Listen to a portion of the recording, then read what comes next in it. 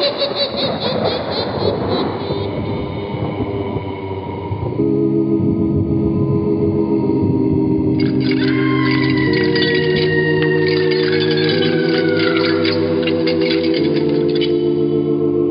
Mysterious Old Radio Listening Society podcast.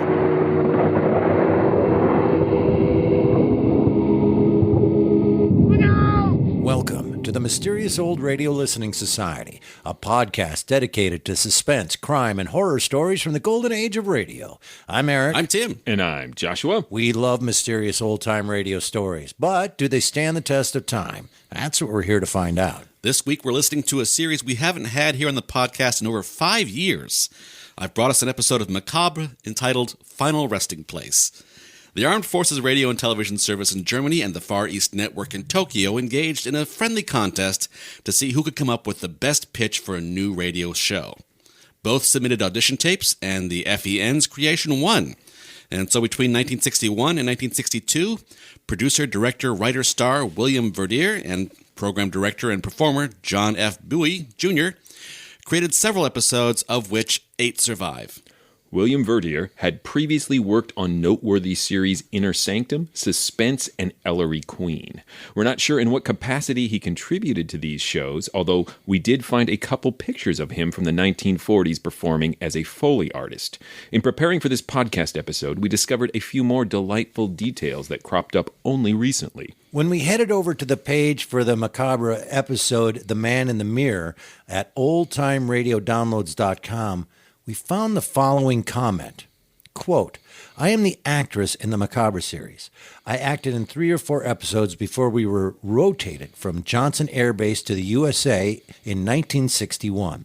I am now 90 years of age and happy to see that these episodes have been preserved. I had tapes of the series that I unfortunately discarded during a house move. I had, prior to Macabre, dubbed English into Japanese movies. I drove from the airbase to Tokyo to perform the dubbing. Since the studio cost was much less in the wee hours of the morning, the dubbing was performed usually around 1 a.m. Their purpose was for export. After that, I then began recording the Macabre series. It was a long time ago in a faraway place. Mitzi Hennessy. We often find recordings of classic radio episodes at archive.org, and last October, the following comment was added to the Macabre page. I was only 11 when Dad, Verdier, started writing these mystery stories that he appropriately called Macabre. We lived in Tokyo, Japan in the early 60s, and Dad was the director of Far East Network from 61 to 64. He was asked to write these shows for FEN, and he narrated and starred in all of his 10 stories. He, of course, played the lead in each one. He also did the sound effects. I know the sound isn't coming across well presently, but back then it did. I was brought into the studio to scream a few times. I screamed well. Or say a line or two. Dad would write the stories at home, and when it would air weekly on the radio at night around 9 p.m., our radio would be set at top volume, playing the Macabre theme, narration, and story. Mom and I would be so frightened listening to it so loudly as Dad liked the volume as loud as possible. Dad insisted we turn off the lights, too. My friends at school, and even my teachers, who were nuns, would comment the next day about how scary Dad made them feel as they listened to his show.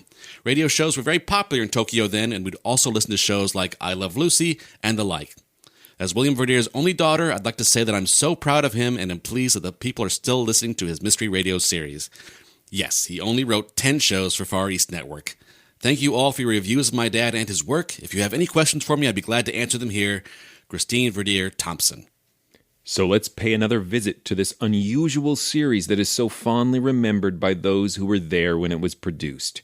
From Macabre, this is Final Resting Place, first broadcast November 13th, 1961. It's late at night, and a chill has set in. You're alone, and the only light you see is coming from an antique radio. Listen to the sounds coming from the speaker. Listen to the music, and listen to the voices.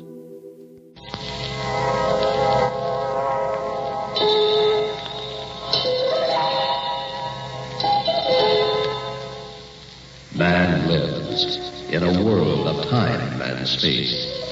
He lives in a spectrum of the universe. When he ventures beyond this limit, he is in the unknown, a realm where strange forces are brought into play. when man attempts to misuse these forces, he is sometimes destroyed. This is Macabre.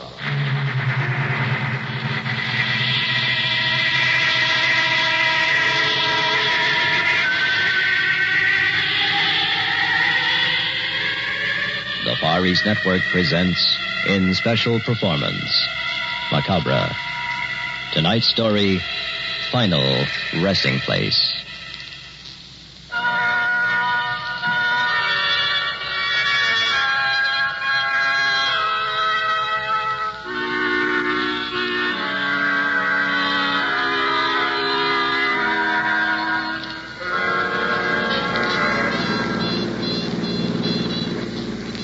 Roger, this doesn't look like the road. Honey, I think we're lost. It has to be right, Sue. Justice of the Peace back at Carnival said the lake was on the main highway. We haven't made any turns. But, darling, it's getting dark. This road doesn't look well-traveled. I really think we made a wrong turn somewhere. Mrs. Kent, your husband solemnly promises to deliver his bride of a few hours safely and surely to Honeymoon Lodge on Mirror Lake. Now, let's hear no more about it. Come on, move closer. Head on my shoulder. That's it. Roger, you better watch the road. Why? We haven't passed another car for an hour.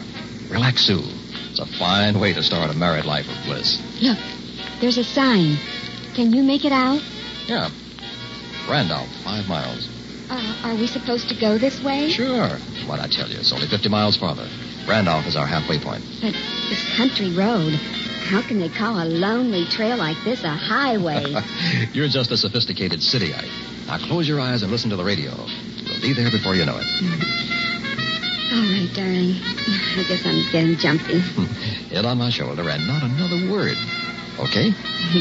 Okay. We interrupt this program to bring you a special news bulletin. Authorities of the state asylum have just issued the following warning. A dangerous homicidal maniac escaped custody this morning and is believed to be in the vicinity of Randolph. Roger. Listen. He's 45 years of age, weighs 200 pounds, has thick gray hair, and answers to the name of Dr. Vardmore. We repeat, this man is a dangerous killer. Those in the vicinity of Randolph are urged to take extra precaution tonight. Since this killer is armed, the public is warned against walking alone or driving at night on the quiet roads near Randolph. Report all suspicious persons to the county sheriff's office. Now we return you to Stars of Music. Roger, did you hear that? Sure, but how does it concern us? Darling, we are driving down a country road near Randolph. Suppose we should have car trouble or a flat tire. Oh, you are getting jumpy. Let's stop in Randolph for the night. But, Sue, our reservations at Mirror Lake are for tonight. Please, Roger. I have the strangest feeling. If we don't stop at Randolph, we'll never reach Mirror Lake.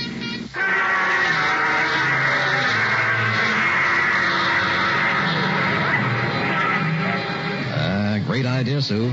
What, darling? Stopping here for the night?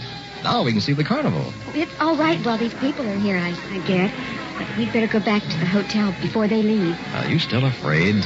Well, kinda. Aren't you? Come on. I'll show you a good time. You'll forget all about it. Okay. What's that man doing over there? And now, ladies and gentlemen, if you'll kindly step closer, I don't know. Let's I find will out. demonstrate for you one of the great marvels of all time.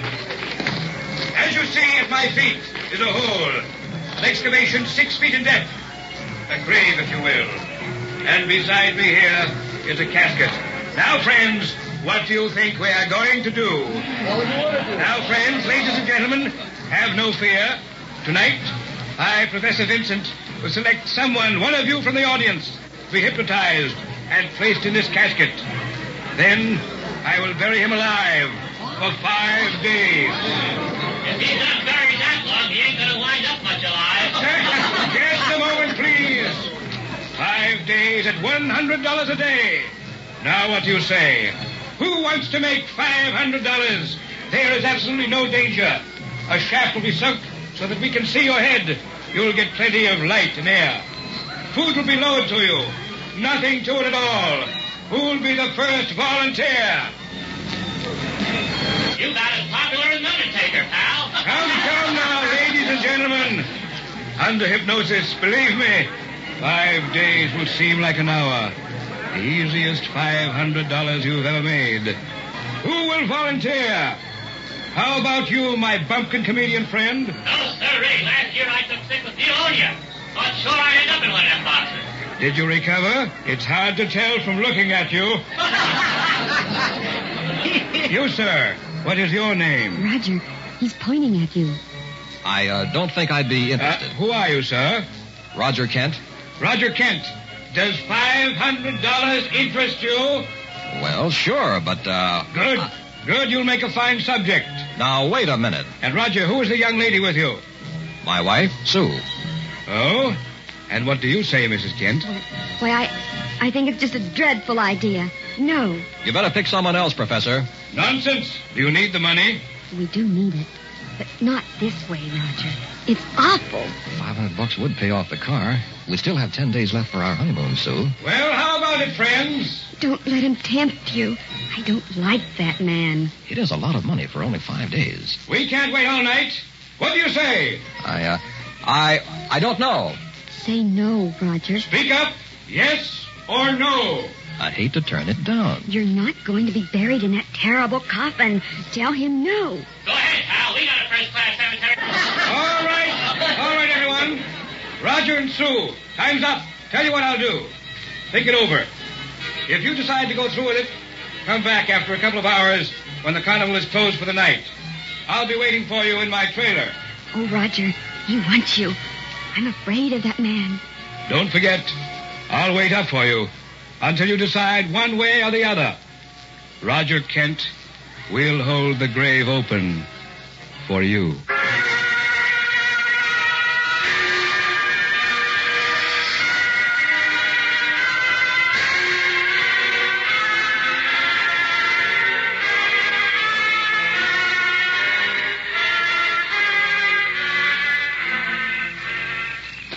Roger, I'm afraid. Listen, Sue, my mind's made up. But suppose... Face up to it. We need the money. That's the easiest $500 I ever heard of. Darling, I know that. Then what's the matter? Well, in the first place, we shouldn't be out here in the dark with that madman loose. In the second place... Professor Vincent seems too interested in me. Oh, Roger, you read my mind. I'm just trying to protect you, honey. That man, I don't know. There's something wrong. Admit it, Sue. You don't like the buried alive act. Isn't that it? Yes, I guess so. It's horrible. I thought so. Uh-oh. This must be his trailer. Professor Vincent. Here it is. Roger. Yeah? If he answers, there'll be no turning back. It'll be too late. I know. No turning back. Professor Vincent? Come in, Roger and Sue. Come in. Did you really think we'd come? I was certain. You see, there is no other way.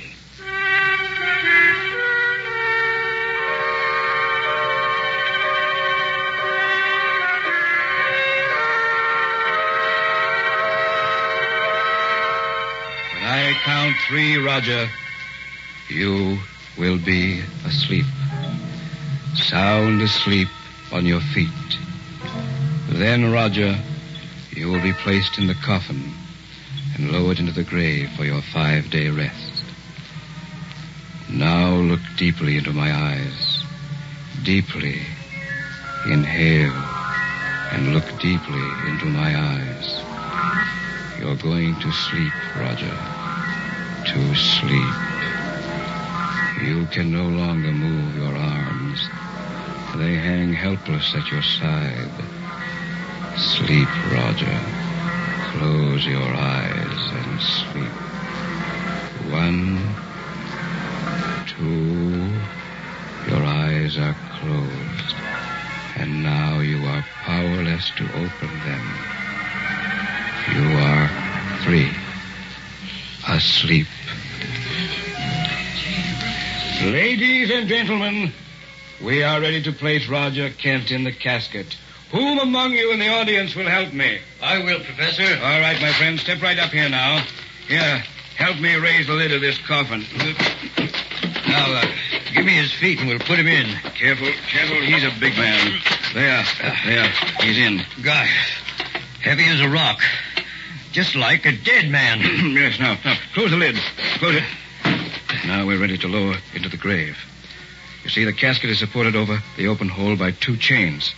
If you'll flip that switch the same time I flip this one, Mr. Kent will be gently deposited in his grave. This one?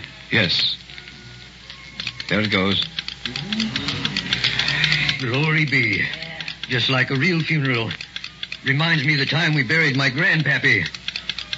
Ladies and gentlemen, in just a few moments, the coffin will lie at the bottom of the grave. We will then place an air shaft down to Mr. Kent's head so that he will be able to breathe. And all of you will be able to see him at 25 cents apiece. I don't know.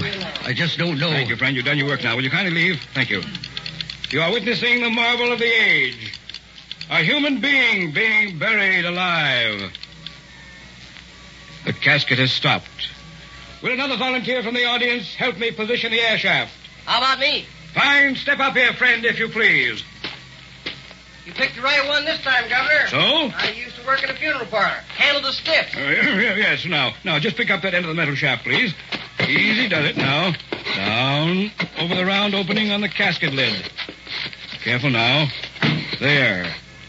Thank you very much, my friend. Neat, very neat. Okay, Governor. What next? The shovel. The hole must be covered up. Oh, sure. And that is it, ladies and gentlemen.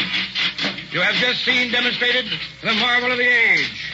A man buried alive. Mr. Kent will lie there in a deep slumber, the end of which time we'll dig him up and pay him $500. In the meantime, my friends, you may step up here and view him down the shaft for a small sum of 25 cents, 1/4, the 1/4 part of a dollar. Ladies and gentlemen, who will be first among you? No, sir. What's that you say? Dishonest, I say. What's the matter with you? Charging money to see him buried alive. What? I don't know. I helped you lift him in. Leave the carnival, sir. Leave here immediately. That man ain't buried alive. He's dead.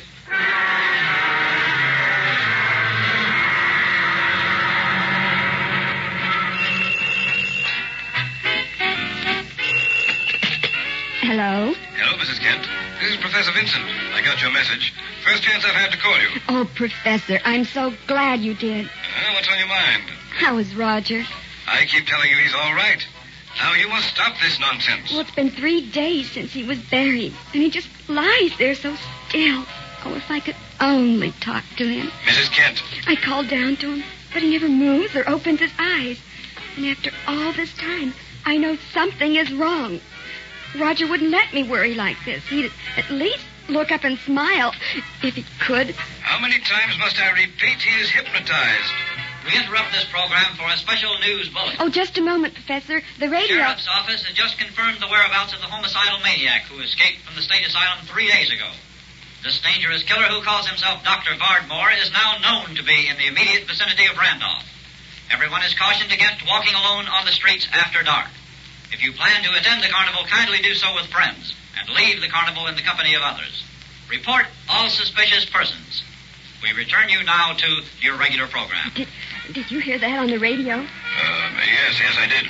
Oh, Professor, I'm terribly afraid. I don't want Roger alone down there with this madman, Lou. Please, Professor, dig Roger up tonight. Mrs. Kent, we made a bargain, a business proposition. Kindly stay in your hotel room and rest. This is the 3rd day. The day after tomorrow, it will be all over for Roger and for you.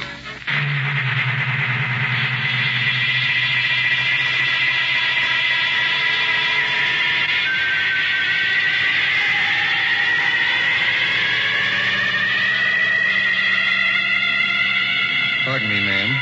Are you Mrs. Kent? Why, yes. Who are you? I'm the one who helped put your husband in the casket. Well, why are you talking to me? I don't know. Just to warn you, I guess. I think your husband's dead. Oh, you horrible, horrible little man. Get away from me. I'll call the police. That's you, Mrs. Kent. Oh, Professor Vincent, I'm so glad to see you. A terrible little man. Yes, I heard what he said. Now get hold of yourself and listen to me carefully. This is the 5th night. I want you to go to the hotel and wait until the carnival is over. Tonight is the last showing at Randolph. At 11:30, you take a taxi out here to the lot. I'll meet you. Roger will be ready along with the $500. All right, Professor. Anything you say. Oh, thank God this is about to end. Yes, my dear. It's all about to end.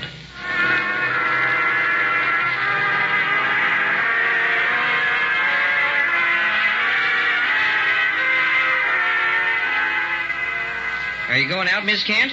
Yes, clerk. And here's the key to my room. Thank you. I don't think it's wise, though. I mean, you're going out alone. It's after 11 and mighty dark tonight. The police haven't caught the killer yet? No. Funny thing, too. Looks like he'll have to leave a fresh trail. You know, kill somebody so they'll have more to go on. Now, why don't you take someone with you? Oh, I'll be all right. I'm meeting Professor Vincent at the carnival lot. This is the night they released my husband. I see. Do you know the professor? Oh, yes, I do. Well, he's the one who hypnotized Mr. Kent. No. Professor Vincent didn't. What? Professor got sick 5 days ago. Got sick? Well, then who was Professor Vincent at the carnival? I don't know. Somebody who took his place, I guess.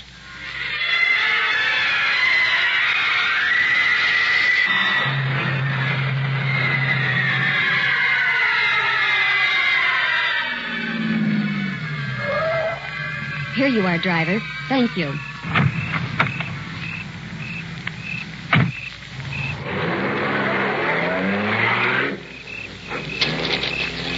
Professor Vincent, it's so dark. Where are you? I'm sure the carnival was on this vacant lot, but now there's nothing. Just a few old papers blowing in the wind. Why did I let that cab leave? No light in sight. Those trees around the lot. What if the killer were hiding there? Oh, the place Roger was buried. It was in this direction. This way. Maybe I can find it. And Grandma thought when he dug him up and filled the hole. Must be right around here. Oh, where is it? Oh, what's this? Mount. No. They can't do that. They went away and left you buried. Oh, Roger. I'll get you out, honey. Oh, my darling, I'll help you. I'll dig.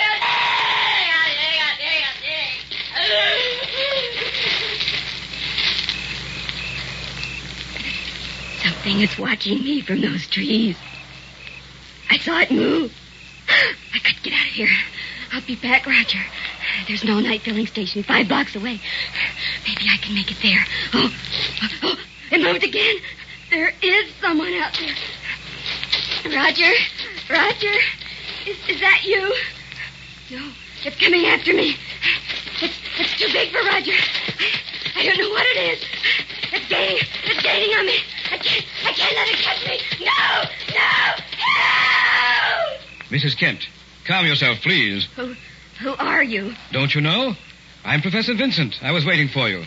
Now, come with me to my trailer. No, you're not Professor Vincent. So, you guessed. Who are you? There's nothing to be alarmed about. You're in safe hands at last. I am Victor. Dr. Victor Vardmore.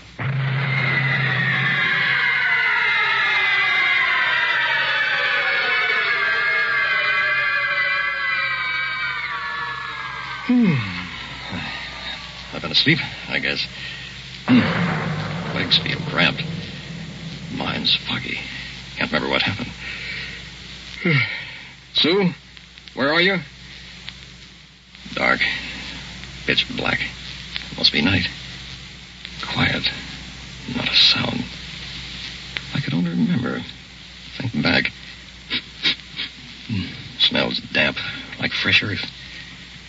Where am I? Gotta get up and stretch while I get... No rooms. Wait a minute. There was this carnival. Professor Vincent. Oh, it's beginning to come back. I was hypnotized and put in a casket. Buried for 5 days, yeah. Yeah, it's clear now. Time's up. Yeah. They're going to dig me up now. Boy. The deep hypnotic spell that little boy put me in. Glad it's over. Okay, Professor. You can bring me up now. I guess he stepped away from the shaft. Shaft? Where's the shaft? It's supposed to be over my head here so I can see up. Can't see a thing. Cloth-lined coffin lid where shaft should be. What's going on here? I'd like to get out, Professor. possible they went away and left me buried alive? Oh, no. Professor! Sue! Help! I'm buried alive! Good Lord. Help! Gotta get out. Help me, somebody! Don't leave me down here to die! Help! Push harder. More. No use. Won't budge.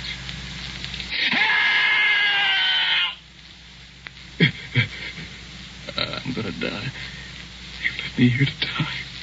Can't call for help. Nobody'd hear me. Carnival left. Nothing up there but vacant lot, edge of town. If somebody came back, how could he tell I was down here buried? Oh, God, don't let this happen to me. Please. Help me. Save me. God, don't let this. I don't want to die.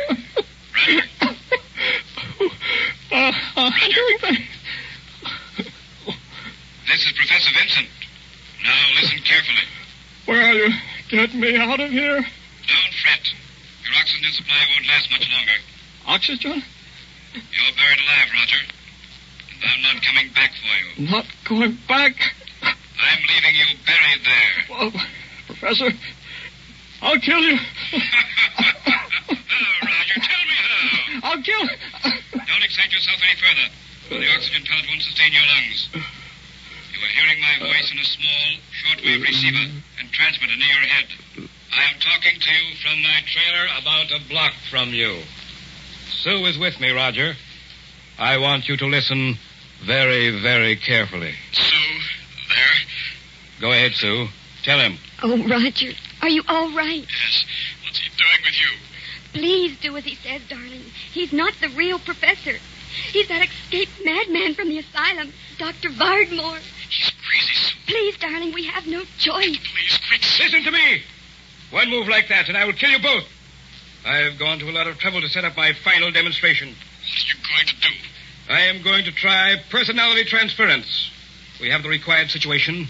A man buried alive in mortal fear of death. And the woman he loves, who will do anything to save him. If we do, as you say, what then? I will release the two of you. And if we don't? You have just enough oxygen for just a few more minutes. I see. Hurry, Dr. Vardmore, get it over with. Now, Roger, I want you to think about Sue. Sue, you about Roger. Each imagine he is the other. Roger, you are standing beside me in the trailer. Sue, you are lying down there in the casket. No! Cooperate and I will free you. It's your only way out of that grave.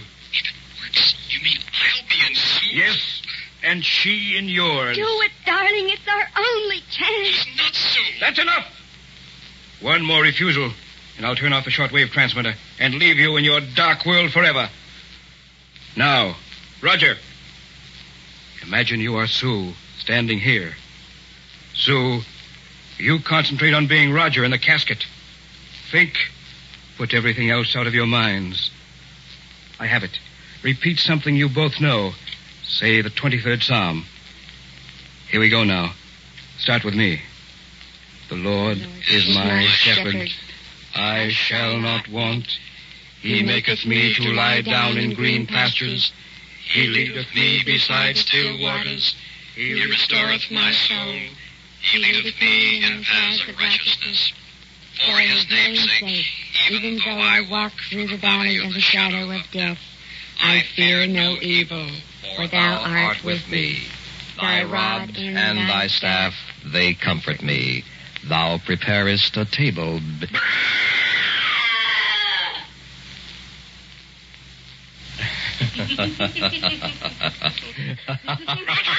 Sue, help me! Don't leave me down here!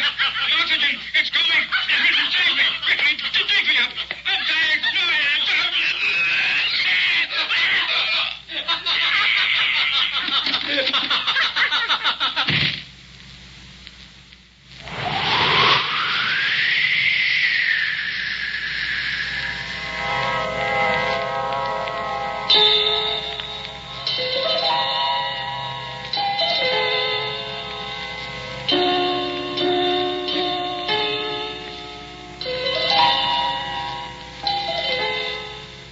just heard Macabre, a special Far East Network presentation. In our cast were John Buey as Professor Vincent, Mitzi Hennessy as Sue, William Verdier as Roger, Milton Radmilovich, Air Force Sergeant Bob Eddy, and Air Force Sergeant Newell Stewart. Technical supervision by Hiroshi Odo. This is Air Force Sergeant Al LePage speaking. Macabre was written and directed by William Verdier.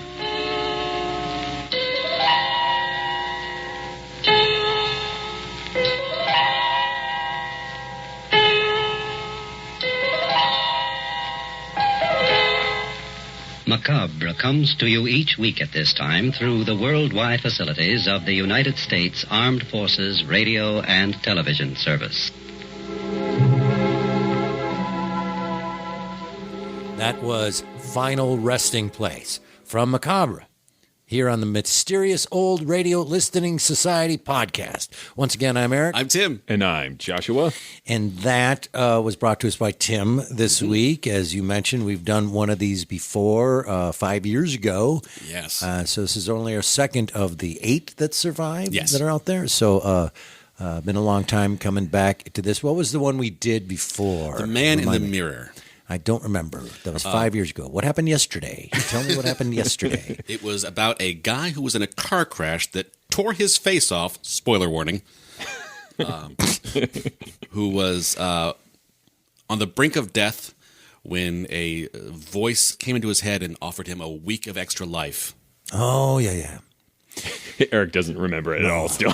That was just a total fake. Oh, yeah. Faceless guy. That guy. We spoke a lot then about the pronunciation of Macabre, and so far we've been very straight-faced about it.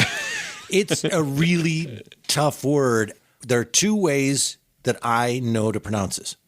One is how E.G. Marshall says it in CBS Radio Mystery Theater, because he, at the beginning of every show, says macabre. Mm-hmm. Okay, so macabre. But then I listened to this, and they were very clear that it is macabre, like macabre de cadabra. And if you are choosing the pronunciation based on whether or not you're going to use it in a sentence or whether you're going to use it as a title of a show, that affects it. And for the title of the show, I think you want that extra syllable, right? Like, because if you get, welcome to Macabre.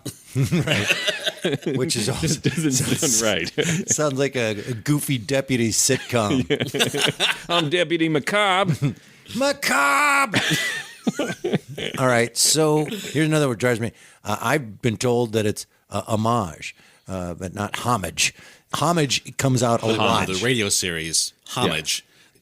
Yeah. Homage sounds like Middle Eastern food of some kind. Right now, that is the preferred, and it's making me crazy. Homage. I'm paying homage. Anyway, I watch too much sports talk things. Anyway, on the way over here, I carefully thought about how to say what I'm going to say.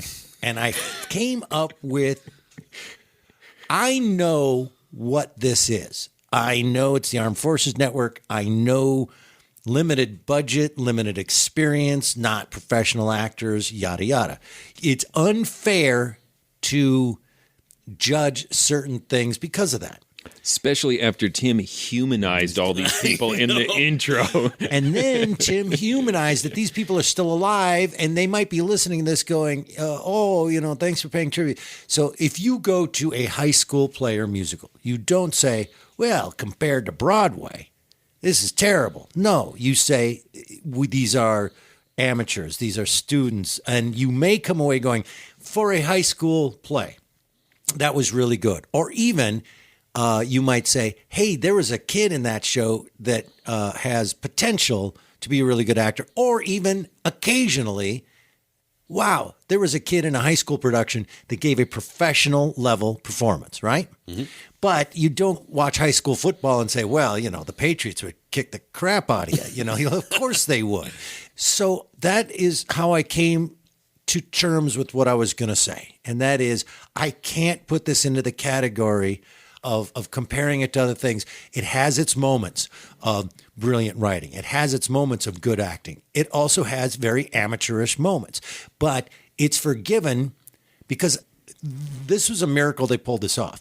The fact that they did this with Hey, Bill, get in here and read some things. Staff Sergeant, get in here and read this. When you have it in that context, you go, wow, that was really good for that. That being said, if you take it as just a piece of audio theater, I just want to be really, especially after you wrote that opening, Tim, and humanized it, I'm going to be very, very careful to say, I'm not saying it sucked. I'm just saying it is what it is. It's also not lost to me that I've carried over these heart-wrenching quotes before this grisly, horrible episode. Yes. Right. Like, oh, those lovely people. The story just keeps going on. And So, yes, we are angry at you for humanizing these people, but it was the right thing to do because it does put this in its proper context, as Eric said. So I don't need to elaborate on that anymore, that obviously this is a historical context episode. Right? Correct. This is historically fascinating because the circumstances of its creation. Yes. And its execution might be lacking in places. But what it does have, and what it immediately reminded me of, is the best of, or the worst of, depending on your point of view, dark fantasy, in that it has that unrestrained imagination. Unrestrained by things like logic or structure or common sense, but that means it is never boring. From moment to moment, you're like, what? Where are they going with this? What? So I personally would rather hear this than a really humdrum, by-the-numbers, tropey, boring episode of a technically better production. Yeah. Does that make sense? Yes. Yeah, I disagree with that, but I totally understand that. I respect that. I would rather have a well-thought-out, humdrum, tropey, followable. Like you said, there's leaps of logic. Follow this. There's some leaps of logic, and we're going to get to a thing. Let's just do it right now. Yeah, tear off the nice guy Band-Aid. It's not a nice guy Band-Aid. It's this. I listened to the last 3 minutes 1,000 times. What the hell happened? I do not understand the ending. What transposed into what? This has something in common with the other Macabre episode that we talked about, which was at the end, there are some serious consequences that it does not get delved into. In the previous one, it was that the wife, you're going to be under arrest and in jail for the murder of this guy. That doesn't make any sense now because we didn't just listen to that episode. But in this one, yay, as I'm interpreting it, they did a little 3-card Monty with personalities and shuffled the psychopath into the coffin. Okay, is that what happened? Mm-hmm. That's my take on it. I couldn't understand what happened. They did it and they were out. So here's another take on it. Because I couldn't tell their voices apart, the two men at that point. And I couldn't understand. Really? Yeah, I couldn't figure out what was going on. And then I had this thought. Is the wife in on it? Is it the doctor and the wife laughing at the end at, ha, ha, ha, we got you, sucker. You married me. And I said all this. I couldn't figure out the ending to this. I'm going to kind of marry your two observations in that, like Tim, I think it was really clear what happened in the really short amount of time it was given. It was clear that they trapped the professor in the coffin. Okay. And walked out together laughing at him. But to your point, that raises so many questions. It's like, that's the story I now want to hear, not the 25 minutes I heard beforehand. Because exactly, it's like, who is in on it? By personality swap, are you walking away in the body of the professor? Did you guys have some sort of mental powers you were hiding this whole time? How did you know how to do that? Yeah. And why is it this guy escaped from the loony bin? Why is this his plan? That's a crazy plan. That's Scott Bishopy writing. So what I took away from it was that this is a young writer, amateur writer, if you want to say it. We don't know what his experience was. So maybe instead of amateur, young, who had very little experience, who knew scary stories have a surprise twist on the end. That's right. And just went with, and I will give it to him, a really shocking, out of the blue, surprising ending. It's just a better script would have laid the groundwork. To your point, Eric, of what was he doing in an asylum? Was it, you can fill in and go because he had these crazy ideas about telepathy and mind powers, and people thought he was crazy and they institutionalized him. But he's supposed to be a killer too. Yeah. Right? So I think there could have been a way to lay the groundwork for this and still been surprised. The problem is the surprise is the fact that the couple were able to turn the table on him and trap him in the coffin. But what shouldn't have been a surprise is that he was going to do a personality test. Like, we should have had the groundwork laid that he for did, that he had been studying that in the asylum, and that they had some exposure to it. Yes. I will say from my own experience, that moment of like personality exchange, by that point, the bride had shaken me so hard, I was like, okay. I'm going to go back and forth. There's compliments, and there's what the hell, this is illogical and made me crazy. The waking up in the coffin, figuring out he can't stand up, that the slow realization that he is trapped, and then banging, brilliant. I thought really well written, really well performed, made me uncomfortable, and made me have to get up and walk around my room because I was like, I'm not trapped, because that's horrifying, right?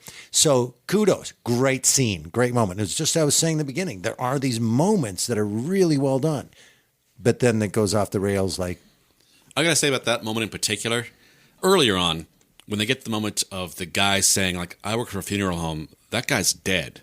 Mm-hmm. And there's no real argument about it. It's just like, he's dead.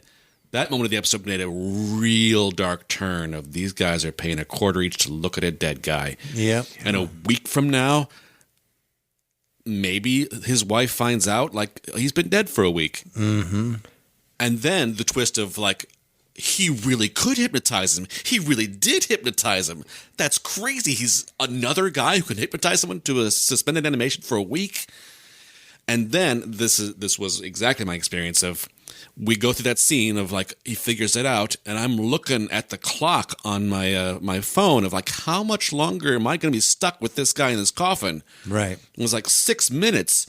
Like, I'm going to have to listen to this guy die for 6 minutes while his wife's been abducted. And the wife, the performance-wise, there's two performance things that stood out to me that were really odd. Again, I get it. You're not professional actors or whatever. The guy at the beginning, who's the main guy, who gets, I forget his name, gets better and better as the episode goes on. Because in the beginning in the car, he sounds like an announcer for Chesterfield Cigarettes. Again, it sounds like a guy who was trying so hard to sound like a radio actor that he came off as a pastiche. Yeah, yeah. And then, but as it went on, it got more and more natural. Mm-hmm. The other one is the woman hysterically screaming and then composed with she a goes millisecond. From, I loved her sedate to hysterical. Her freakouts were epic. The one moment where she just goes from talking calmly to screaming, and she runs to the professor, but the footsteps are really fast and like are half a second long. Like she ran as fast as she could 3 steps to the professor. So it was a little confusing. Yeah. Like the guy that comes up to him, Tim, and says, who is that guy? He's dead, by the way. Who is that guy? Where'd that character come from? Why is he not important later? Why is that introduced to us at all? He was introduced earlier. He was one of the volunteers that put him into the... But why is that plot point given to us? Well, I think it was meant to be a red herring. Ah. The problem is it was such a good red herring that I felt that was a really interesting, dark story to follow. You got to be careful with red herrings in that way if they are better than the real herring you're being served. It's like, ooh, bring back the red herring. Right. Normal herring is gross. Stick with space golf. It was good there. At the very top, when I'm listening and like couple driving down the road, newlywed, on their way to Mirror Lake for their honeymoon cabin. Yeah, very tropey. Yeah, and the radio comes on, there's a crazed killer, and in my head, I'm like, okay, there's like 3 or 4 ways this can end. Yeah. And wow, was I wrong. Wow, I have no idea it was coming. That's exactly where I went with it. Carnival was not foreseen. All of it was. Well, not just the carnival. I was completely hooked in when the Barker's like, I need a volunteer who will let me bury them for 5 days. And I'm like, you don't understand how to work the crowd, buddy. That's a commitment. There's so many fun logic things in there. Okay, you're going to pay this guy $500, $100 a day, charging $0.25. You need 400 people a day to look at this guy. To make your $500? Yeah. Yes. We are all producers. That's in my notes. Like, I did the math on that ticket price. I'm like, that is the wrong ticket price. Right. I'm going to pay you $60 to be dead for 5 days. And another thing that doesn't follow, that isn't explained for us, is he's singling out, what is his name, Robert? I don't know what his name is. Roger. Roger. Yeah. He's singling him out, and she's even saying he's singling you out, and he really wants you. There's nothing. Yes, there is. I'm gonna defend that one. Good. Here we go. Why Roger? Because he implies in that last second twist when he realizes there's a personality test that he seems to imply that it's like, oh, I needed you. There's the connection. This young just married couple that he saw them in the crowd and zeroed in and thought that he could use them together for this experiment. He saw him. How about this? If we're going to swap, I want to look like that guy. That's the guy I want to look like. I Roger that. This is another little delightful moment for me. His wife, like, no, you can't have a bad feeling about this. Could really use the money. He's really... It's like, that'd pay for the car. And that's the other thing is she is begging, don't do it. And he's like, I think I'm gonna. I'm like, wow. I can't imagine looking my wife begging me and going, I'm sorry, but I'm going to go bury myself. We still have 10 days of honeymoon left. Right. And there's where we have the logic problem in that for this thing to work, he did not have to bury him for 5 days. There's nothing in the plot. And again, it's that right. idea of like, I want to do everything as extreme as possible. And that's part of what makes it entertaining, but also what makes it illogical. All he needs to do is get these two people alone. He could knock them out and swap personalities. Yeah, or bury him. I mean, he might need to be in some sort of heightened emotional state. I get that, but he probably didn't need 5 days to do it. He didn't need the carnival. He didn't need any of that. Yeah. None of it was necessary. He didn't need to kill the other guy and take his place, or however he replaced the other doctor. Yeah. None of that was necessary to the ending, which is all about Freaky Friday. And what's interesting is how just evil the couple became. Like, that's the really ugly thing. Just laughing, you're gonna die now in my body, presumably. Or if he now let's go off and have the rest of our honeymoon while I'm being hunted for by a madhouse. Police manhunt. Boy, it makes no sense. It was so tropey at the beginning, though. There's an escape loony. Just put your head on my shoulder. Right. Yeah. That is outside your car.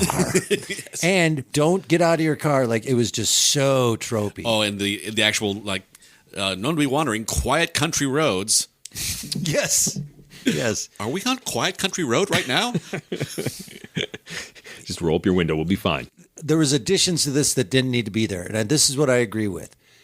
That if the madman captures them and does a personality switch, the carnival, the burying, there's so much that is unnecessary to what Joshua alluded to is a very compelling idea and story.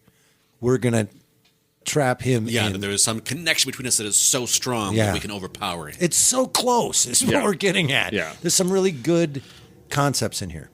I want to call out one more ridiculous thing and then an awesome thing. Ridiculous thing was in the midweek when she wants the doctor to call her, and she's at a party or something. There's fun jazz music playing in the back. Right. Well, I assumed it was like maybe the hotel bar. Or a party. I've got 5 days. I got 5 days without you. I mean, I'm worried, but... Like, why wouldn't she be at the site? All right. So, anecdote. I have a very good friend that in his early days of radio, 30 years ago or whatever, when he was young, at a small radio station in South Dakota, volunteered to be part of a promotional stunt in which he would be buried alive and broadcast live from his box. So they had a tube going down 6 feet. He was just in like a box. Just like this. They had a tube going down. They'd throw down sandwiches and Mountain Dew or whatever he wanted. He had enough room. He had to drink the Mountain Dew so that he could urinate in the bottle and then put it down by his feet, because they couldn't get stuff out. So garbage and stuff would just be shoved down to his feet. And he had a little flashlight and he had a microphone, and they would check in with him all day. Like DJs would just come on and go, let's check in with so-and-so. And he was in there for a week in this. His wife never left his side. She was by the tube day and night. And then in the middle of the night, people would come and visit and read poems to him. But he did that for a week. How big was the casket? He could not turn over. He laid perfectly still and had this tube and had things drop to him. It's a podcast in itself. When you sit with him at the bar, it's a 2-hour story of everything that happened. Was this perhaps a standard thing at one time as a publicity stunt? Correct. That's what I'm getting at, is that people being buried alive with a tube and seeing how long they could last was a concept that goes back and as a publicity stunt. So that might be my cultural illiteracy, but that seemed ridiculous to me. It is ridiculous because it has nothing to do with the ending. Yeah. It's not necessary. It is a lot of money because I did do that with the inflation calculator. $500? Yeah, it's just a little under $5,000.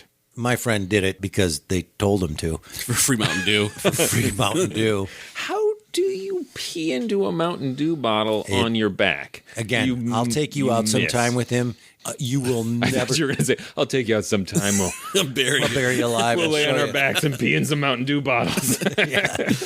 But yeah, when he got out, it was 3 to 4 hours before he could stand. Yeah. That's dangerous. Like astronaut stuff. Like he was. I was going to react like, South Dakota. Oh, I grew up there. That's my people. So I had started with my ridiculous thing about the party, but then the awesome sound thing was the transition from the microphone in the coffin fading into the scene in the trailer. Mm-hmm. Yep. Again, as I said at the top, are we heading into vote? Because I can say it. Great work, considering everything that is to be considered in the production of this. I think it's really good. The same could be argued about Scott Bishop, who was doing this in Kansas, and he also had limited access and budget, and I don't cut him any slack. So I'm going to hear from our listeners. Oh, sure, you're cutting these guys slack, but you don't cut Dark Fantasy any slack. Nope. I'm on the same page as you. This was so much fun, and the two things that are to my core of what I love, this is unpredictable. That's more than two things. Unpredictable, enjoyable, fun, and also really horrific, really dark. Mm-hmm. And the weight is different than the Dark Fantasy is. The Dark Fantasy does set you up of here is what you can expect. Here's what the story is. And then when it changes, it's upsetting. I wanted the thing you said it was going to be. And this started with a somewhat tropey start, but by the time that it gets to halfway through, it's just gone to Crazy Town. And I love stories in Crazy Town. Yeah. You also slow down when there's an accident on the road. Right? Ooh, Crazy Town. Yeah, I mean, it's historically fascinating that this even it's miraculous that this guy who's clearly so enthusiastic about making horror radio drama, that he got to do it. He got to live out his dream. And yes, it has its weaknesses, but you have to admire its pluck. That being said, we are a podcast that really wants to examine all aspects of old-time radio, like both the, does it stand the test of time, the script, the performances, the history. I totally get, and I don't think you're a cruel person if you're not looking at the whole package. You just want to be entertained for 30 minutes. I can see why you'd be like, I'm never listening to this again. So, I mean, I don't want to over-defend it either or be, as Eric said, too soft, and we've been harder on others. It clearly does not stand the test of time for many reasons that we already talked about, but yay that they got to do it. Part of the reason I want to include those quotes from his daughter and from the actress is to make us feel bad. To make you feel bad. But also that I think it really conveys that this was a labor of love and it was super fun with people involved. And even if it's we're not going to become revered radio artists for this, but we had a really good time doing it. All right, Tim, tell them stuff. Please go visit ghoulishdelights.com. You'll find over 5 years worth of episodes there. More if this is in the future. You can leave comments. You can send us messages. You can let me I know. hate the internet. I can't make heads or tails of how to say this stuff. Unless it's 50 years from now. And then we'll have like 55 years worth of show. You can also link to our social media pages, to our Threadless store to buy swag, or to our Patreon page. Maybe there In might the future? be in the Who knows? future there might not be any Patreon or swag. Oh, there better be Patreon swag. Or there will be no podcast without patreon.com/themorals. That's a great segue. Yes, if you would like this podcast to continue, give us money. I mean, I'm just going to cut to the chase. Give us money. But otherwise, we're going to have to bury one of us alive. Yes, for 5 days. Listen. If someone wants us to bury ourselves alive for 5 days, we'll do it for $500. No, it's 5,000 in today's currency. I'm terrible at this.